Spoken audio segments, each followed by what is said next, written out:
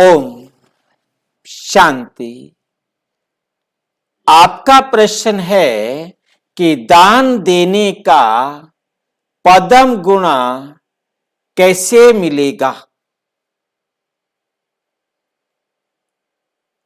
क्या नियम है, कौन सी ऐसी बात है जो हम दान करें तो हमें पदम गुणा मिलेगा।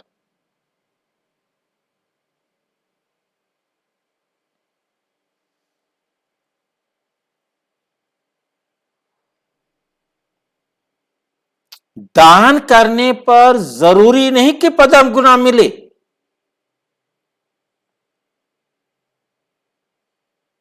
ये बहुत अच्छी तरह से याद रखना है। दान करने पर घाटा भी हो सकता है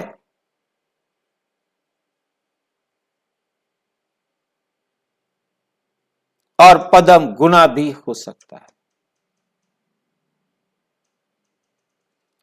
घाटा कैसे होगा और पदम गुना कैसे होगा, इस बात को बहुत ध्यान से समझना है।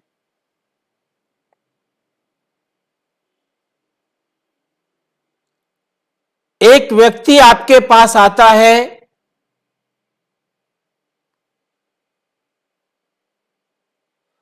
वो कहता है कि मुझे प्लीज 10 रुपए दे दो।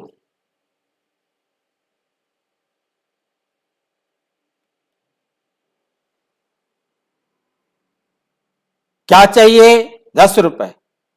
क्यों चाहिए? खाना खाना है। आपने 10 रुपए उसको दे दिया, चाहे उसने चाय पीनी हो, चाहे उसने कुछ भी कर, परंतु उसने 10 रुपए में जाकर के एक शराब का पाउच लिया, उसको पिया और उसने जाकर कुछ और भी गलतियां की। उस शराब का पाउच पीने के कारण गलतियां की। उन गलतियों को कराने के निमित्त कौन?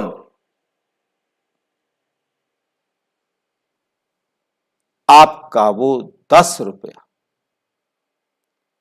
उस 10 रुपए के कारण जितने उसने पाप किए, उन सब के हिस्सेदार आप। किए तो उसने हैं, परंतु आपका भी उसके अंदर क्या है? हिस्सा है।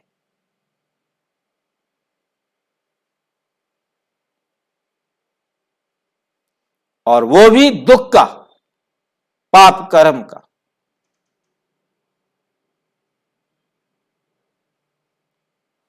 और आपने दान किया और उससे किसी ने बुरा काम नहीं किया, उसने अपनी जीविका के लिए ही उसको यूज किया, तो उसका आपको उतना ही लाभ मिलेगा। मान लो आपने एक टाइम भरपेट खाना किसी को खिला दिया, संतुष्ट किया, तो वो आत्मा आपका कर्जदार है कि एक टाइम आपको भी भरपेट खाना खिला दे।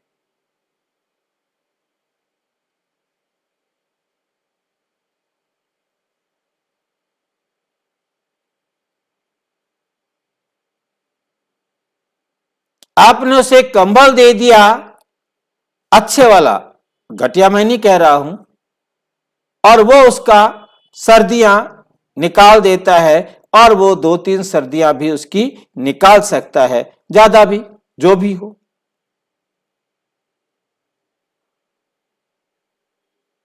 तो वो भी आपको दुआएं देगा, या वो आपको भी उसके बदले में सहयोग देने के निमित्त बनेगा।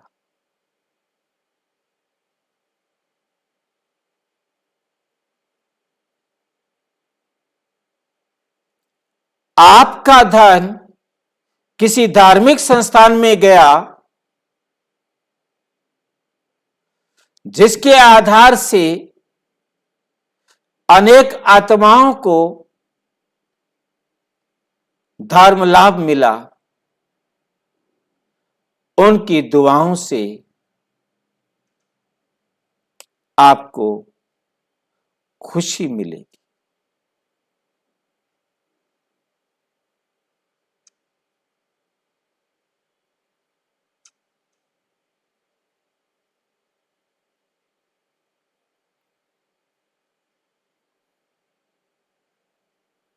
और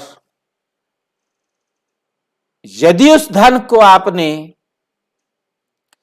ईश्वरीय कार्य में लगाया,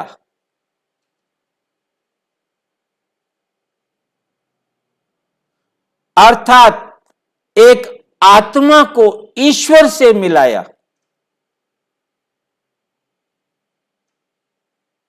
अंतर समझना है। भक्ति में लगाया तो उससे परमात्मा नहीं मिला, वो दुआएं मिलेंगी। वो दुआएं उतनी ही हैं जितना आपने किसी को खाना खिला दिया। भक्ति में भी लंगर चलते हैं, दान पुण्य चलता है, केवल स्थूल सुख मिलता है। सत्संग सुना, हम ये समझते रहे कि ये बड़ा सत्य का परमात्मा का कार्य है, परमात्मा संग में रहे, परमात्मा संग का अनुभव किया, परंतु परमात्मा ने कहा बच्चे वो तो सारे झूठ संग है। सत्संग तो मेरे साथ संग होगा तब होगा ना। उन्होंने राम को परमात्मा कहा, कृष्ण को कहा, बुद्ध को कहा, क्राइस्ट को कहा, किसी और को कहा, किसी न किसी देहधारी को परमात्मा समझा और भक्ति की भटकन में परमात्मा से और ही दूर कर दिया। बजाय इसके कि वो परमात्मा से मिलते, इसमें कोई शक नहीं, कुछ कुछ जीवन में सुधार आता है, परंतु परमात्मा से मिलना और जड़ मूर्तियों को परमात्मा समझना बड़ा अंतर है। राम के अपने 2 बच्चे, वो उनको बाप कहेंगे, वो हमारा बाप कैसे? कृष्ण की 16,108 रानियां, हर एक से 10-10 बच्चे, वो क्यों हम बाप, वो हमारा बाप कैसे होगा? सभी देवी देवताओं को हमने परमात्मा समझ लिया, ये हमारी भूल थी, और हमने झूठे मूर्तियों को भगवान समझाकर उन्हें भटका दिया या उनको पुण्य के मार्ग पर चला दिया। आप परम पिता परमात्मा आकर समझाते, बच्चे मेरा परिचय मैं ही आकर देता हूं, मेरा परिचय कोई और नहीं दे सकता। आपका धन अनेक आत्माओं को परमात्मा से मिलाने में, इस पवित्र कार्य में लगा, तो जो आत्माएं परमात्मा से मिलन मनाएंगी, अपने जीवन को नरक से स्वर्ग के लायक बनाएंगी, वो कितनी दुआएं देंगी, कितनी दुआएं देंगी, ये आपको सोचना है। पदम का अर्थ होता है कमल फूल समान।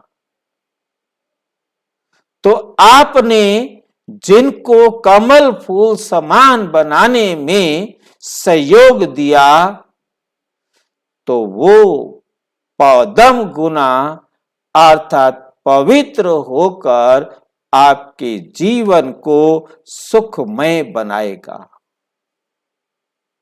कि पदम गुणा अर्थात पवित्र कर देगा, क्योंकि धन पवित्र बनाने में खर्च हुआ। तो अपवित्र बनाने में खर्च हुआ तो आपके लिए हानिकारक, पवित्र बनाने में खर्च हुआ तो उतना आपके लिए लाभदायक। पदम गुणा होना मतलब वो धन आपको पवित्र धन बन करके ही मिलेगा, वो सतयुग में मिलेगा, स्वर्ग में मिलेगा, या नहीं मिलेगा। और अच्छी तरह से समझना हो तो प्रजापिता ब्रह्मा कुमारी ईश्वरीय विश्वविद्यालय के किसी भी सेवा केंद्र से संपर्क करें। और यदि कोई प्रश्न हो तो 9213106986 पर केवल टेलीग्राम करें। 9650692270 पर केवल व्हाट्सएप करें, फोन नहीं। ओम शांति।